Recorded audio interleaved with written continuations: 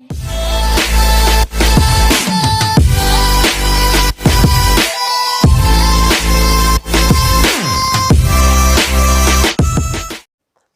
friends, welcome back again on the Homeopathy Med course, and today we will discuss about osteoarthritis, which is the topic under the joint pathology, and this is the second lecture. First lecture is on the rheumatoid arthritis. The link is given in my description box. अगर आपने अभी तक नहीं देखा तो आप वहाँ से लिंक से देख सकते हैं, ठीक है। तो डेफिनेशन की अगर बात करें, देखिए अगेन ये जो इस टॉपिक का मोटिव क्या है कि आपको एक शॉर्टेस्ट पॉसिबल वे में एक्सप्लेन कर दें, ठीक है, अंडरस्टैंड करा दें। इसको आप चाहे रिवीजन के तौर पर समझिए, चाहे एक एक्सप्लेनेशन के तौर पर समझिए। अगर आपको कॉन्सेप्ट समझ में आ जाएगा तो you can easily write in the answer, ठीक है। डेफिनेशन जो है क्या कहती है कि age related joint articular cartilage disease that involve their destructions and emptiness of synovial fluid that leads to the difficulty in the joint movement of a larger type.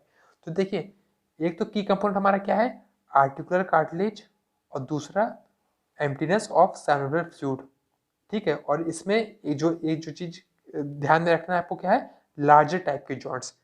Rheumatoid arthritis में क्या था, smaller joints होते हैं, और इसमें क्या है osteoarthritis में लार्ज जॉइंट।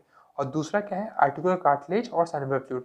जो आर्टिकुलर कार्टिलेज होते हैं, जो कि हमारे जो बोन्स को आर्टिकुलेट करते हैं इन द जॉइंट्स, है ना, उनके मूवमेंट को कंट्रोल करते हैं और फ्रिक्शनलेस मूवमेंट प्रोवाइड कराते हैं, उनकी एबनॉर्मलिटी की वजह से और सिनोवियल फ्लूइड के एम्प्टीनेस की वजह से क्या होता है कि जॉइंट में जो है हमारी ये पैथोलॉजी डेवलप हो जाती है ऑस्टियोआर्थराइटिस, जिसके चलते हमें पेनफुल जॉइंट मूवमेंट होता है।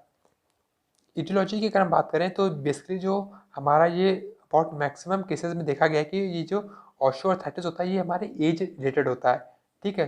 जो एज रिलेटेड होता है उसको हम प्राइमरी ऑस्टियोआर्थराइटिस बोलते हैं, जो कि हमारे ओल्ड एज में देखने को मिलता है। और दूसरा जो है, अगर यंग पीपल में अगर ये देखने को मिल रहा है तो इसको हम सेकेंडरी ऑस्टियोआर्थराइटिस बोलते हैं। क्यों बोलते हैं, क्योंकि ये जो यंग पीपल में जो ऑस्टियोआर्थराइटिस होता है वो due to any other systemic disease की वजह से होता है, ठीक है। इसका उस डिसीज का इस जॉइंट पे इफेक्ट पड़ता है, जिसको हम बोलते हैं सेकेंडरी ऑस्टियोआर्थराइटिस, ठीक है। तो देखिए, पैथोजेनेसिस की अगर हम बात करें तो इसमें कॉन्ड्रोसाइट्स इन्वॉल्व होते हैं इनको इनिशिएट करने में, ठीक है, क्योंकि आर्टिकुलर कार्टिलेज का यहाँ पे रोल होता है। तो इसमें क्या है, कॉन्ड्रोसाइट्स में इंजरी होगी, कैसे, एक हमारा age related wear and tear factor, जो कि हमारा इन्वायरमेंटल फैक्टर होगा, और दूसरा जो हमारा सिस्टमिक डिसीज, ठीक है। तो इन दोनों की वजह से जो है या इंडिविजुअली, ठीक है, कॉन्ड्रोसाइट्स में इंजरी होगी। इस कॉन्ड्रोसाइट में इंजरी के बाद क्या होगा, एक्यूट इन्फ्लेमेशन होगा, जिसके चलते कॉन्ड्रोसाइट्स जो हैं उनमें प्रोलिफरेशन एंड प्रोटीन डिपोजिशन हो जाएगा, जो कि आपको पता है कि हमारे एक्यूट इन्फ्लेमेशन में क्या क्या होता है।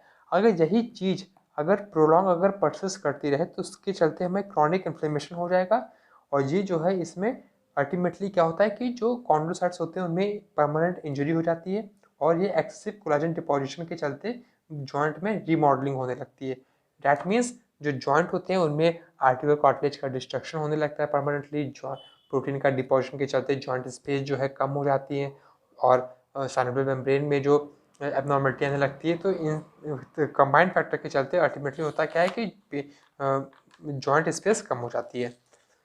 क्लिनिकल साइंस की अगर हम बात करें तो इसमें जो है सबसे पहले मेल और फीमेल दोनों ही इक्वल अमाउंट में देखने को मिलता है। That means it is not a gender by disease, जो कि हमारे रूमेटॉइड अर्थराइटिस और गाउट में हमें देखने को मिलेगा, ठीक है।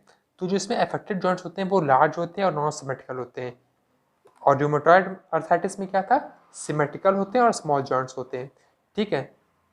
इसमें जैसे knee, lower lumbar, cervical vertebra etcetera. कुछ केसेस में हमें स्मॉल जॉइंट्स में भी देखने को मिला है, मगर जो स्मॉल जॉइंट्स है, स्पेसिफिक स्मॉल जॉइंट्स कौन से, फर्स्ट कार्पो मेटाकार्पल जॉइंट्स या फर्स्ट टार्सो मेटाटार्सल जॉइंट्स इसमें। और दूसरा जो हरबेंडल, यहाँ पे हरबेंडल nodes in the distal interphalangeal joints में देखने को मिलता है। जो डिस्टल इंटरफेरेंजियल जॉइंट्स होते हैं यहाँ पे स्वेलिंग हो जाती है, जिनको बोलते हैं हरबिडन नोड्स, ओके। और इस painful joint movement and limited joint movement जैसे सिम्टम्स हमें देखने को मिलते हैं। लेफ्ट फाइंडिंग में क्या देखने को मिलता है हमको, जैसा कि आप देख सकते हो इस एक्सरे फिल्म में कि इसमें आउटग्रोथ है, जिसको बोलते हैं ऑस्टियोफाइट्स, ठीक है। तो x-ray report show presence of osteophyte that is responsible for the nerve compression. अब जैसे हमें पता है कि लोअर लंबर और सर्वाइकल वर्टिब्रा, इन सब की अगर वर्टिब्रास से अगर ऑस्टियोफाइट्स आउटग्रोथ हो रहा है, ठीक है, तो इससे जो नर्व निकलती हैं तो उनमें कंप्रेशन होगा। तो इन कंप्रेशन के चलते जहाँ जहाँ रेडिएटिंग पेन हमें महसूस होगा, और पर्सन जो है along with joint abnormality, the person may have neuralgic problem also. ठीक है, so this is all about osteoarthritis.